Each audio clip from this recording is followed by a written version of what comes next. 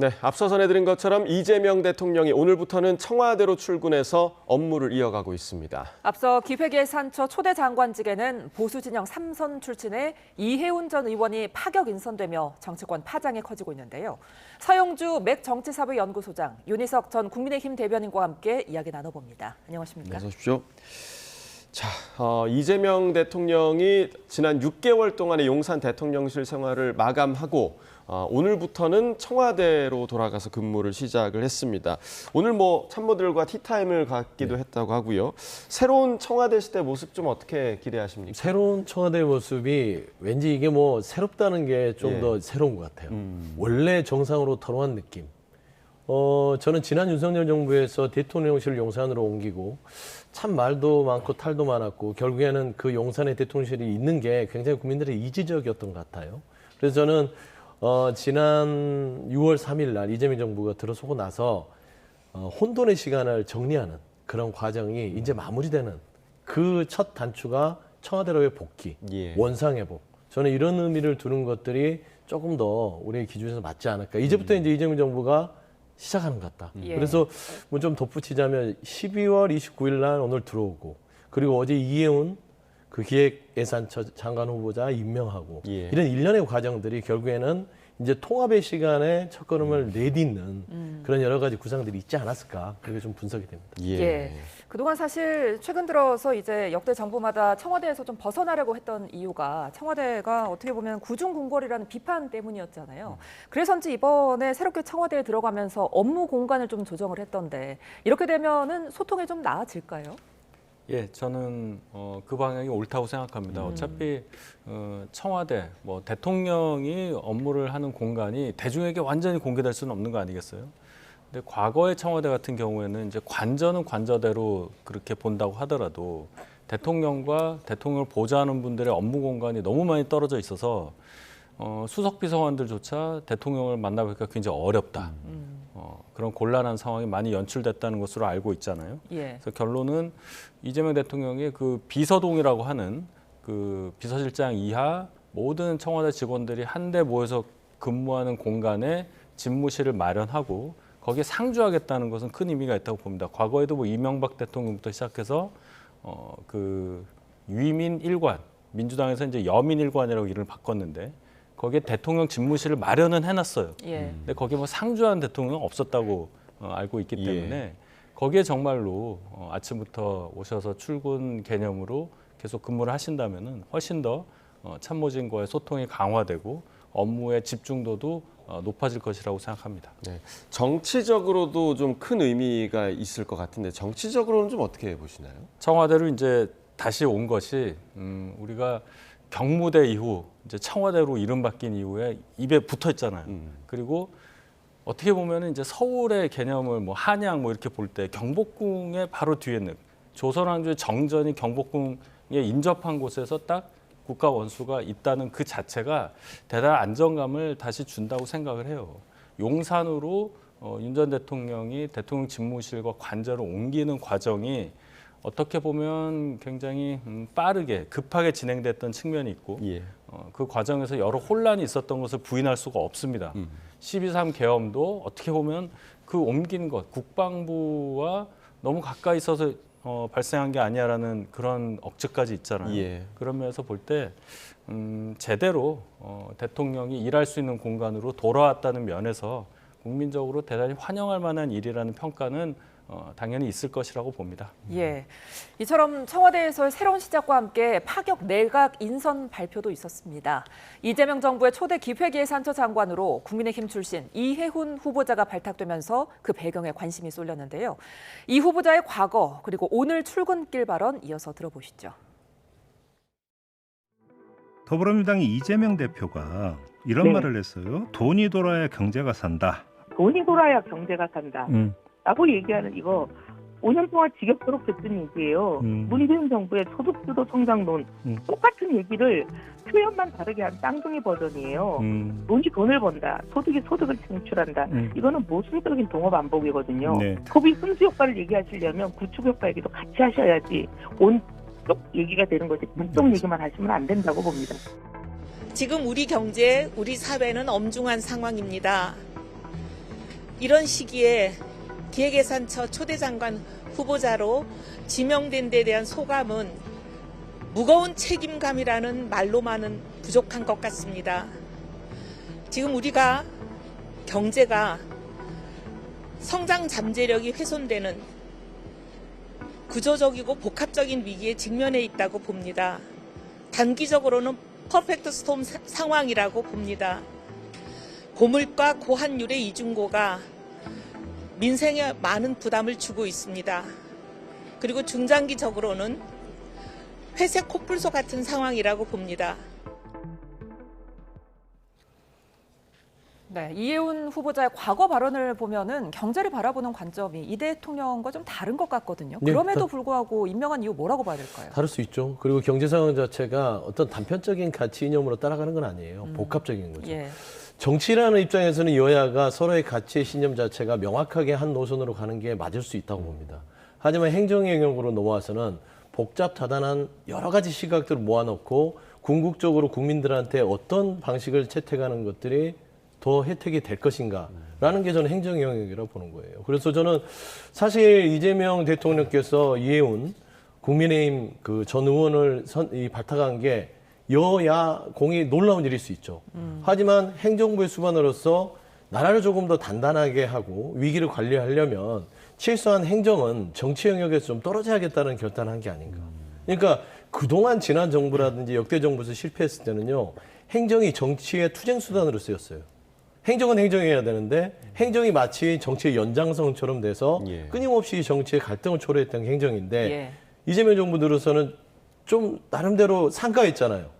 이 입법부에는 입법부가 알아서 하시고 행정은 행정으로 하겠다라는 차원에서 저는 정치인 이해훈 전 의원의 여러 가지 발언들은 논란이 될 수 있다고 저는 분명히 보지만 행정가로서의 시작을 함에 있어서는 이재명 정부의 다양성을 책임질 수 있는 하나의 역할을 할 수 있는 보수의 스펙트럼의 앵글을 가져왔다는 측면에서 좀 바라보는 게 더 합리적이지 않을까 좀 그렇게 평가하고 싶습니다. 자, 다양성이라는 키워드를 짚어주셨는데 조금 전에 저희가 이제 녹취를 본 것처럼 과거의 발언과 오늘의 발언이 다른 모습을 볼 수 있고 그리고 보통 이제 대통령들이 내각 구성을 할 때 국정 철학이 같은 인물들 중심으로 내각 구성을 해서 뭐 코드 인사다라는 비판도 많이 듣고는 하는데 사실상 이렇게 같이 갈 수 있는 존재인지 물음표를 좀 던지시는 분들도 있을 것 같아요. 저는 이재명 대통령이 역발상을 했다고 생각합니다. 지금 맡은 장관직이 기획예산처 장관이잖아요. 특히나 이제 예산 편성에 집중할 수밖에 없는 조직인데 이재명 대통령이 정부를 끌고 감에 있어서 예산을 어디에 중점을 두고 짜겠느냐 하는 생각을 보여주는 거죠. 기본소득이라든지 뭐 소비 쿠폰이라든지 이런 식으로 소비를 좀 진작시키는 또 재정을 풀겠다. 뭐 이런 의지를 관철하려면 과거에 그것에 대해서 굉장히 반대했던 인사를 기용함으로써 오히려 그 반대되는 논리라든지 반대하는 분위기를 좀 누그러뜨릴 수 있다는 생각까지 하신 게 아닌가 생각합니다.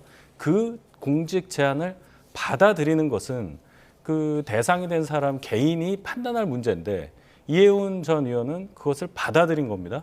그렇게 된다면 본인이 스스로 과거에 본인이 했던 말에 대한 어떤 해명이라든지 논리의 변경에 대한 어떤 근거 이런 것은 충분히 밝혀야 될 의무가 생기는 거죠. 청문회 과정을 통해서 얼마나 탄탄한 논리로 본인의 선택에 대해서 해명을 할 수 있을지에 대해서 지켜볼 부분이 많다고 저는 생각합니다. 예. 자, 이해훈 전 의원 기획예산처 장관 후보직 인선과 관련된 이야기를 하고 있었습니다. 그러니까 국민의힘에서는 지금 이재명 정부가 이 정부의 재정 실패를 희석시키고 비판을 무력화하려는 물타기 인사 아니냐 이렇게 비판하고 나섰더라고요. 그게 이해훈 장관 후보자 하나로 희석이 될까요? 안 돼요. 그거는 무리한 이제 정치적인 해석 같고요. 저는 국민의힘이 좀 정치의 수준을 우리 대한민국 국민 수준에 최소한 그 근처까지라도 갔으면 좋겠어요. 예를 들어서 이건 연정은 아니지만 최소한 통합 인사를 통해서 행정이라는 영역에 말하자면 국민의힘에 권한을 주는 거 아니겠습니까? 왜 이거를 화들짝 놀라죠? 끊임없이 야당과 여당이 국회에서 싸우는 것들은 내 의견을 들어달라고 싸우는 거잖아요. 안 들어주니까 싸우잖아요. 근데 들어주겠다고 권한을 줬는데 왜 그걸 가지고 그래요? 이해훈 전 의원을 통해서 국민의힘 소속이었던 의원을 통해서 본인들의 입장들을 그 창구를 활용한다면 이게 국정의 어떤 여러 가지 통합의 시작이 될 수 있다. 그러게 보면 그렇게 싸운 문제도 아닌데 그냥 그 임명됐다는 소식이 듣자마자 득달같이 최고위원 열어서 그냥 당원을 그냥 잘라내면서 배신자다. 저는 왜 정치를 하는지 묻고 싶어요. 국민의힘에. 국민을 위해서 하는 거 아닙니까? 상대가 그렇게 권한을 주면 좀 자존심이 상하나요?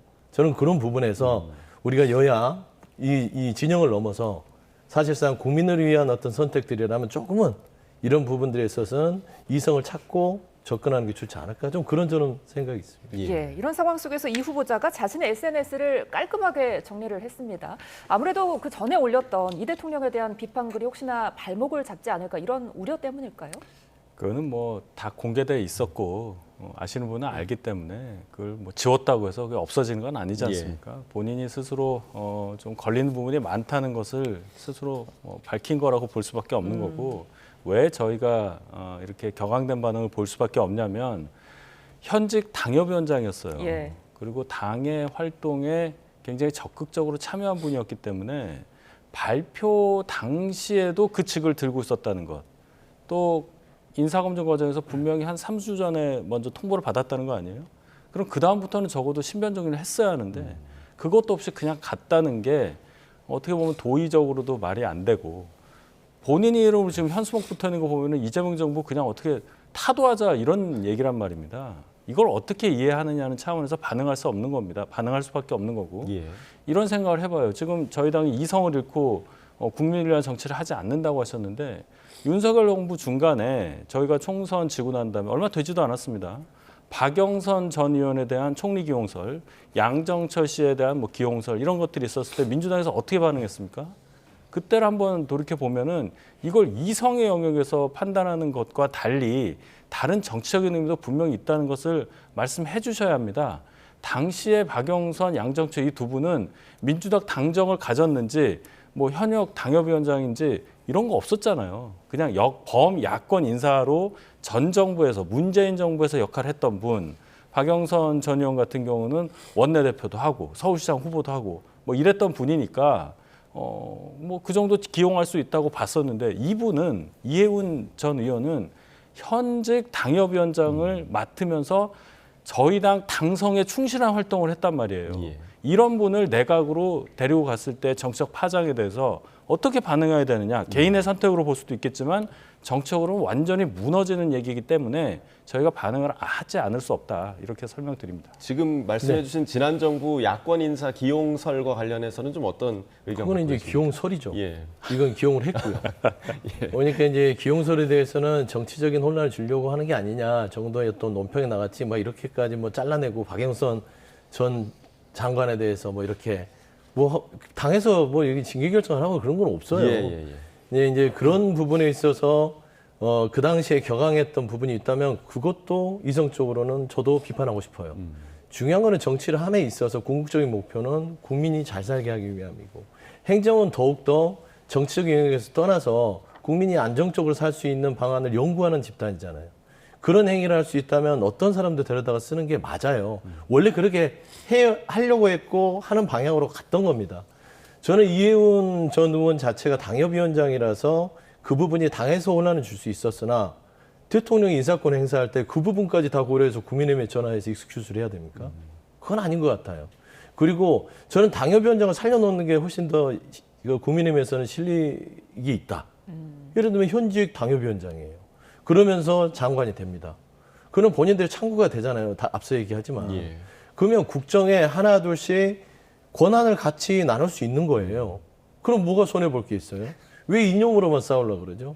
그냥 저는 단지 이런 부분에 있어서 감정적으로는 자존심도 상하고 혼란을 줄 수 있겠냐라는 어떤 여러 가지 정치적인 해석을 할 수 있으나 우리가 순수하게 본연으로 돌아가서 우리가 국민한테 조금 더 잘 보이는 그리고 조금 더 인정받는 그런 거를 하려면 권한을 얻어야 되니까 이것부터 시작하자라고 생각할 수 있지 않느냐.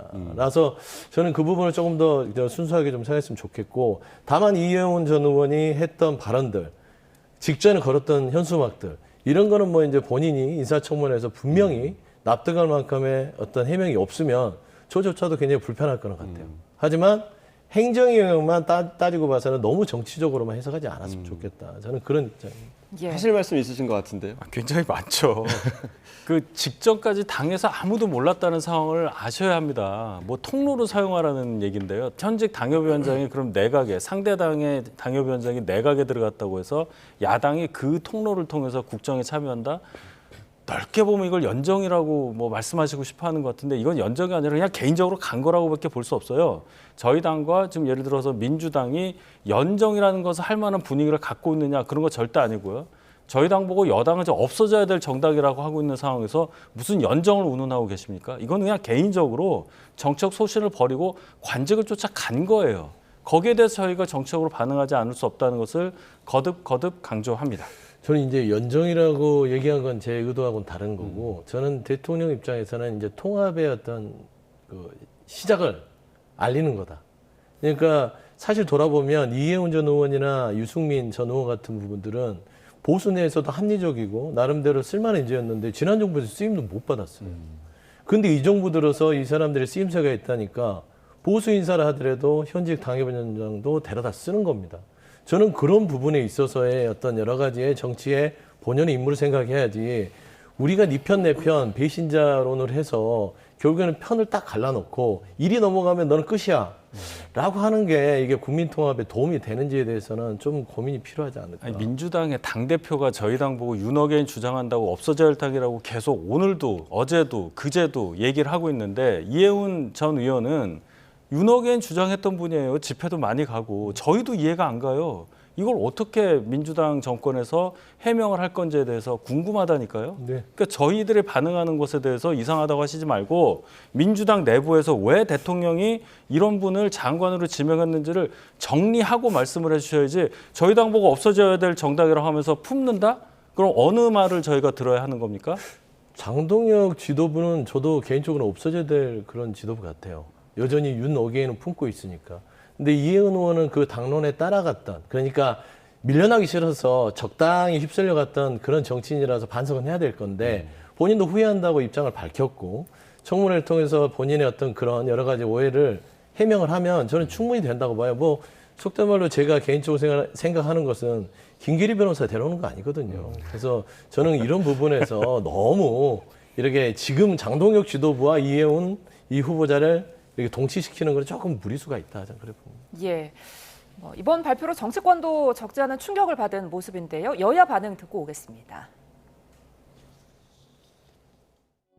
저도 역시 깜짝 놀랐죠. 그러면서 든 생각이, 네.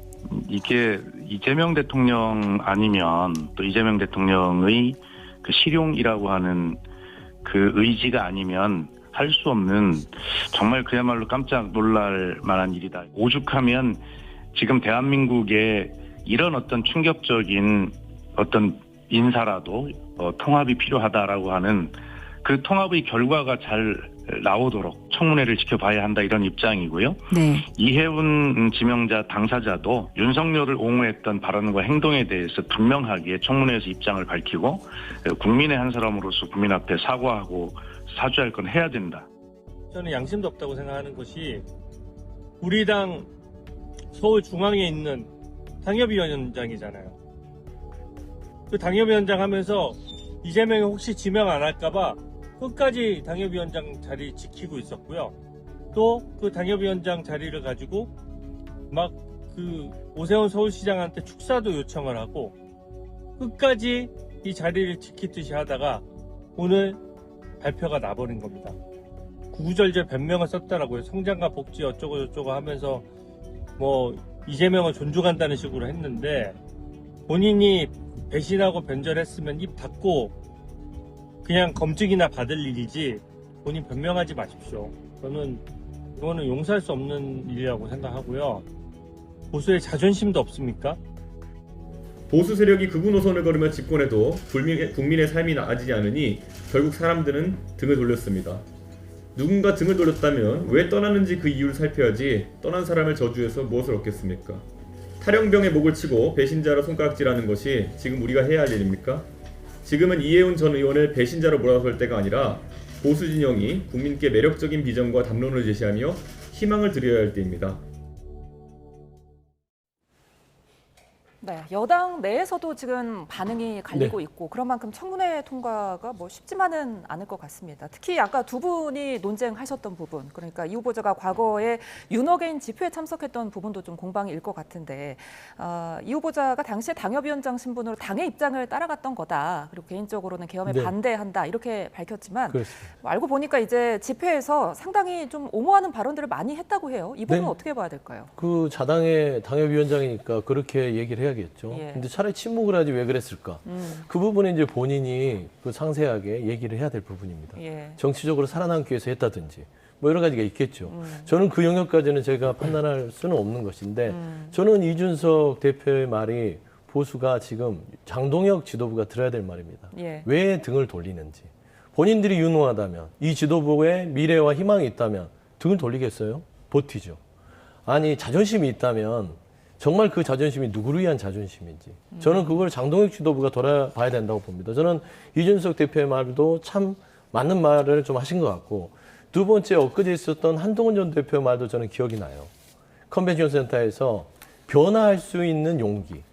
변화할 수 있는 용기가 필요한 겁니다. 저는 이현 전 의원을 저는 그렇게 개인적으로 판단하는 건 변화하겠다는 용기를 낸 거다라는 측면에서는 그는 그대로 나름대로 그 용기에 대해서 평가를 받을 것이기 때문에 사실상 자존심 운운하면서 윤어게인 세력 안에서 안주하는 세력보다는 훨씬 더 저는 희망적이지 않을까 좀 그렇게 평가합니다. 예, 지금 그 조금 전에 저희 녹취 중에서 이준석 개혁신당 대표의 이야기는 좀 어떻게 들으셨습니까?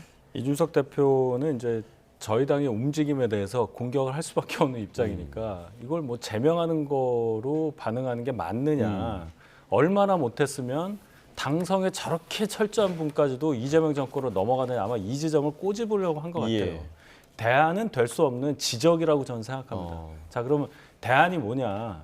장동혁 지도부 입장에서는 굉장히 뼈아픈 부분이기 때문에 제명까지 한 거예요.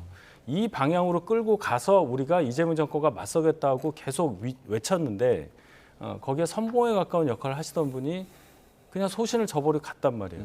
정치적으로도 이재명 정부에게 협조할 건 협조하고 가겠다는 기본적인 입장을 갖고 있지만 적어도 예산 관련해서 기본소득이라든지 이런 부분에 대해서는 저희 당이 이재명 정부가 하고자 하는 일에 동의할 수 있는 부분이 없어요. 근데 본인의 소신까지, 경제 전문가라면서요. 이분이 본인 소신까지 완전히 바꾸고 이 정부로 넘어갔다는 것은 저희 당이 전체적인 정치적인 상황을 고려해서 뭐 대응해야 될 여지가 없다는 겁니다. 이건 그냥 개인적으로 주진우 의원 말 맞다나 변절한 거예요. 변절한 사람에 대해서 어디까지 그러면 당이 품어야 되느냐는 것은 제명으로밖에 답할 수 없는 겁니다. 그 이후의 문제에 대해서는 선거를 계속해서 졌고 정권까지 잃고 갑자기 야당이 된 상황에 대해서는 계속 구성원 전체가 반성하면서 절치부심하고 있는 거예요. 그 과정에 한 사람의 일탈에 대한 저희의 반응을 전체적인 것으로 치환을 해서 이재명 정부가 가는데 왜 협조를 안 하느냐라든지 연정 분위기로 하는데 왜 너희들은 반발하느냐라든지 이런 것은 너무 큰 거다. 여당 대표가 저희 당 보고 없어질 당이라고 하면서 연정 운운한다는 게 말이 안 된다는 것을 제가 계속 강조하는 게 바로 그 이유입니다. 그 당의 제명이라는 조치를 지금 국민은 어떻게 볼지. 왜냐하면 내년 이제 지방선거를 앞두고 국민의힘은 중도 확장이라는 그런 그 미션이 좀 있지 않습니까? 그러니까 중도 세력에서 이 제명 조치를 어떻게 바라볼지 이 부분은 좀 어떻게 생각하세요? 글쎄요, 저는 이 사안은 이재명 대통령이 인사를 어떻게 했냐 그거보다도 이해운 전 의원이라는 사람이 어떻게 국민의힘에서 윤어게인을 외치다가 이재명 정권의 장관으로 갔느냐 그 부분에 더 집중한 걸로 보입니다. 중도에서 바라볼 땐 그냥 개인이 생각을 바꿔서 저럴 수도 있구나.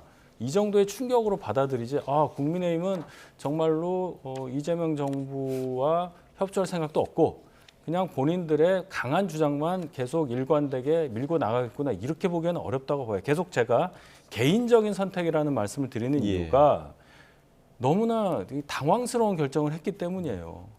지금도 그 현수막을 뗐는지 모르지만 지나가다 보면 그게 보여요. 오늘 아침에도 제가 본 걸로 저는 비슷한 내용을 봤는데 이런 상황에서 이재명 정부에 들어가서 내각의 일원을 활동한다. 그리고 본인의 소신을 저버리고 방금 전에도 얘기를 하잖아요. 지금 퍼펙트 스톰 상황에서 자기가 무슨 역할을 하겠다고 하는데 바로 어제까지 했던 말을 하고 이렇게 입장이 바뀌는 분을 뭐를 믿고 장관으로 기용을 하려고 하는지에 대해서도 저는 대단히 의문을 갖고 있다. 국민들도 많은 부분 이 부분에 공감하실 거라고 봅니다. 예. 이해훈 후보자 청문회 통과가 지금 쉽지만은 않아 보이는데 무사히 통과할 수 있을지 좀 지켜보도록 하겠습니다. 자, 이번에는 김건희 특검 살펴보겠습니다. 김건희 특검이 180일간의 수사를 마무리했습니다. 민중기 특검을 비롯해 김건희 특검 오늘 오전 그동안의 수사 결과를 발표했는데요. 주요 내용 듣고 오겠습니다. 서로 전혀 공통 분모가 없는 다양한 사람들이 대통령이 아닌 김건희를 찾아가 자신이 원하는 바를 청탁하고 금품을 교부하였습니다. 그 결과 이들의 청탁은 김건희에게 청탁한 그대로 실현되었습니다. 대통령의 배우자가 역사책에서나 볼 법한 현대판 매감 매직을 일삼고 국민의 눈길이 미치지 않는 장막 뒤에서 불법적으로 국정에 개입한 사실이 특검 수사 결과 확인되었다 할 것입니다. 이러한 수사 결과에 의하면 김건희가 윤석열 전 대통령의 정치 입문 단계부터 주도적인 역할을 하였고 그 연장선에서 대통령 당선 후에도 공천에 적극 개입하는 등 정치 공동체로 활동해온 것이 명확히 드러났습니다. 네, 김건희 특검. 영부인의 이름을 딴 특검이 처음이었어요. 네. 180일간의 수사를 마쳤는데 김건희 특검이 남긴 건 뭐라고 보십니까? 대한민국에 이런 대통령의 배우자는 없었다. 그러니까 그 오죽했으면 그 배우자의 이름인 김건희 특검이 생겼습니까? 그러니까 그거를 다 털었으면 좋은데 시간이 부족할 만큼 불법적인 행위가 많았다는 것이고 제가 봐서는 아쉬운 것들은 가장 굵직했던 양평고속도로에 대한 본인 일가의 땅으로의 변경, 그다음에 삼부토건 주가 조작 부분도 굉장히 컸는데 그 부분은 건들지도 못했어요. 그래서 저는 이 부분이 후속으로 반드시 수사를 통해서 밝혀져야 될 것이고 크게 봐서는 대한민국의 불행이었습니다. 예. 사실 대통령은 허수아비였고 그 뒤에서 배우자가 모든 국정에 어떤 키를 쥐고 흔들었고요. 그 과정에서 그냥 흔든 게 아니라 대가를 받아왔다는 예. 참혹하죠. 대한민국의 민주주의 수준이 이렇게까지 떨어질 수 있느냐를 봤던 그런 180일의 김건희 특검이었기 때문에 이 특검의 결과를 보면서 다시는 대한민국에 이런 일이 있지 않도록 명확한 기준들을 세우는 계기가 됐기를 바라고 나머지 수사도 2차 특검을 통해서 마무리가 되기를 바라는 생각입니다. 예. 이 김건희 특검 수사에서 아마 그 시청자 여러분들도 가장 기억에 남는 장면을 꼽자면 김건희 씨가 처음 특검에 출석했던 그 장면이 아닐까 싶은데 본인을 아무것도 아닌 사람이라고 비유를 하기도 했습니다. 하지만 이 특검 수사 결과를 보자면 아무것도 아닌 사람이 한 일이라기에는 너무 크고 불법적인 일들이 상당히 좀 많았거든요. 어떻게 좀 전체적으로 보셨습니까?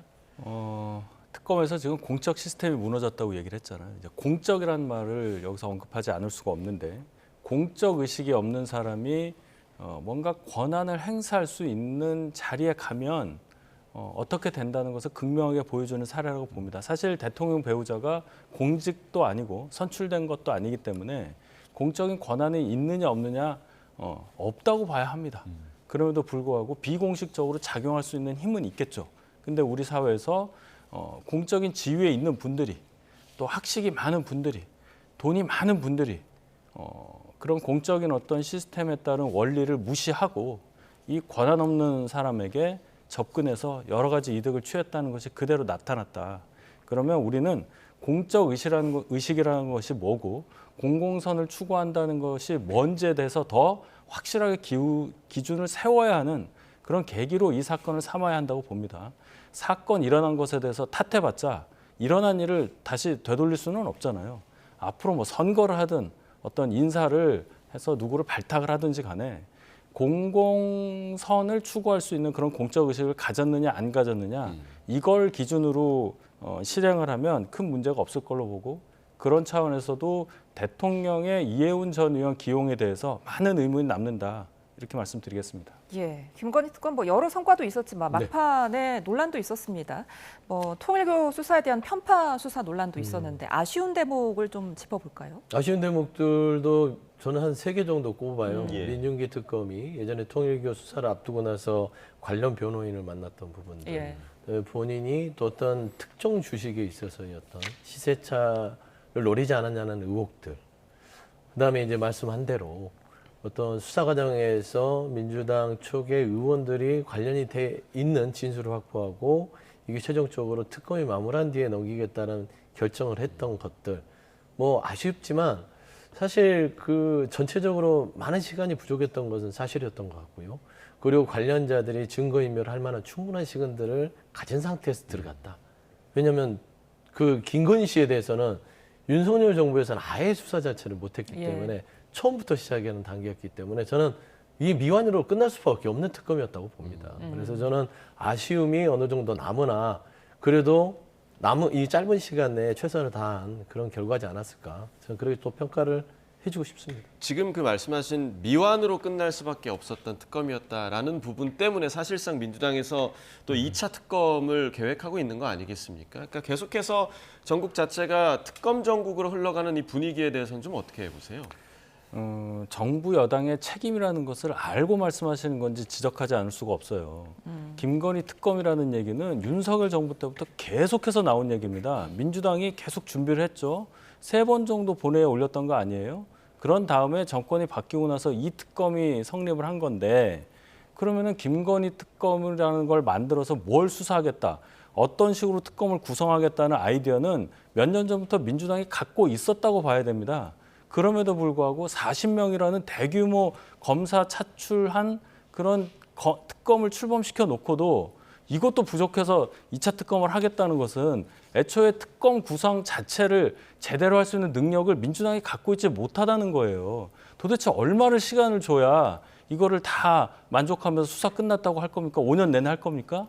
정부 여당은 민주당 정권이 하고 있는 거예요. 그러면은 5년 동안 내내 특검 전국으로 가서 국정은 제대로 안 하고 특검만 계속해서 수사 결과 같은 것만 가지고 계속 정치 공세하고 국민의힘은 없어질 당이라는 그런 얘기는 하고 그렇게 5년 보낼 겁니까? 그래서 그 5년 지난 다음에 국민의 평가를 제대로 받을 만한 자신이 있는 거예요. 능력이 없으면 능력이 없는 대로 국민께 제대로 솔직하게 얘기를 하고 다음 스텝으로 넘어가야 되는 게 저는 맞다고 봅니다. 2차, 3차 특검을 해도 민주당이 갖고 있는 무능력을 기반으로 한 특검 구성은 국민들께서 그렇게 잘했다고 평가받을 만한 결과가 나오지 않을 것이라고 저는 단언합니다. 알겠습니다. 끝으로 이 부분도 좀 짚어보겠습니다. 민주당 김병기 원내대표. 이번에는 배우자가 업무 추진비를 사적으로 사용했다면서 고발장이 접수됐거든요. 네. 지금 이 부분 어떻게 보고 계세요? 일단 김명기 원내대표에 대한 여러 가지 이제 의혹들이 쏟아지기 시작했죠. 예. 물론 이제 여러 가지 또 대응들을 하고 있고 원내대표 입장에서는 정치적인 중압감을 많이 느끼는 것도 사실인 것 같아요. 당내에서도 이거 고치를 좀 표명해야 될 사안까지 온 게 아닌가.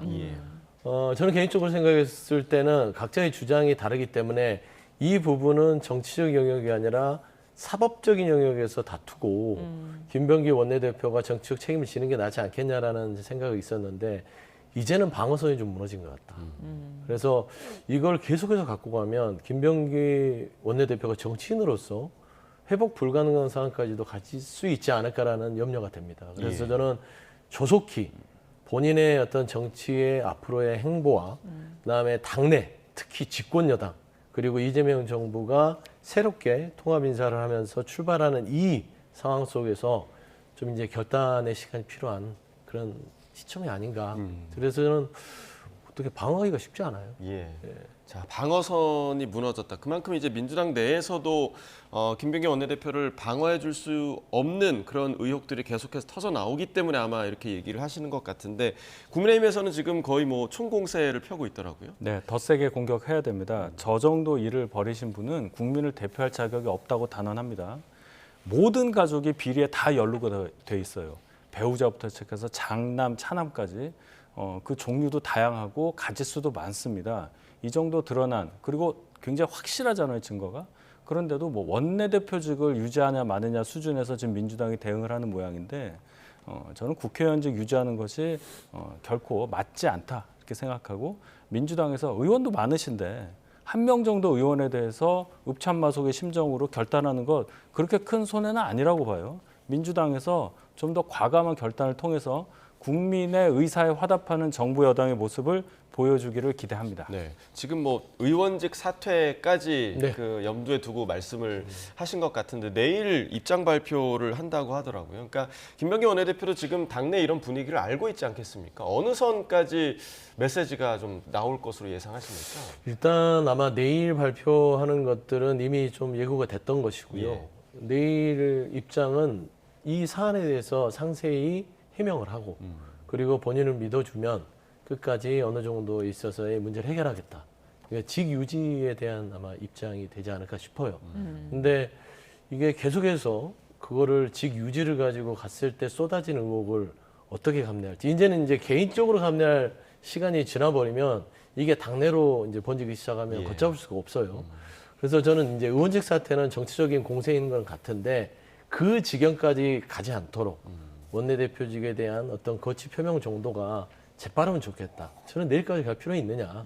오늘 정도 입장을 발표하고 털고 가는 것도 저는 지혜로운 어떤 결정이지 않을까 생각합니다. 네, 자 김병기 원내대표의 입장 표명까지 저희가 좀 지켜봐야 할 사안인 것 같습니다. 서영주 맥정치사회연구소장, 윤희석 전 국민의힘 대변인과 이야기 나눠봤습니다. 고맙습니다.